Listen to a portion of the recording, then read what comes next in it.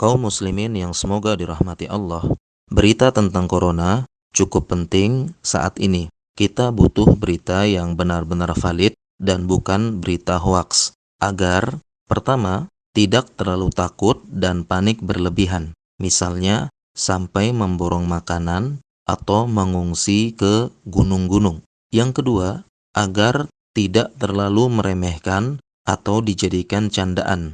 Misalnya berkata, tidak perlu takut corona, cukup makan pete dan jengkol saja. Selamat dari corona atau membuat tagar, kami tidak takut corona. Lalu tetap berkumpul di keramaian dan kumpulan massa. Agama Islam sudah mengajarkan kepada kita bagaimana menilai berita itu valid atau tidak. Hal ini mirip sebagaimana dalam ilmu mustalah hadis, yaitu menilai hadis ini sahih atau tidak. Pertama-tama, apabila kita menerima berita, kita pastikan dahulu apakah berita ini atau tulisan ini ada penulisnya atau tidak. Sering kita dapatkan tulisan berupa broadcast, tetapi tidak ada penulisnya. Ini dalam ilmu hadis disebut dengan majhul, yaitu tidak diketahui penulisnya, maka jangan langsung percaya.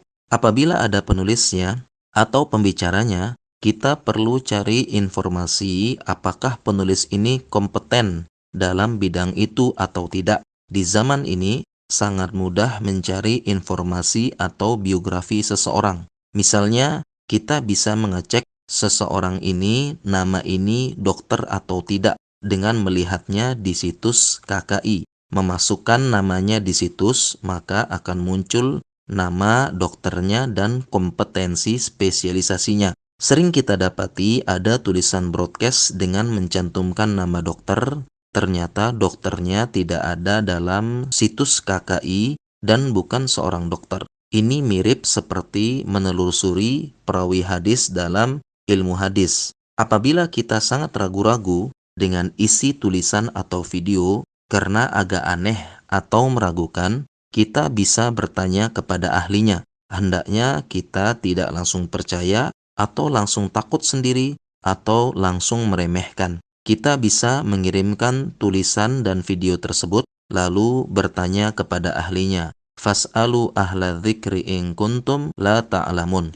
Maka bertanyalah kepada ahlinya yang mempunyai ilmu jika kamu tidak mengetahui.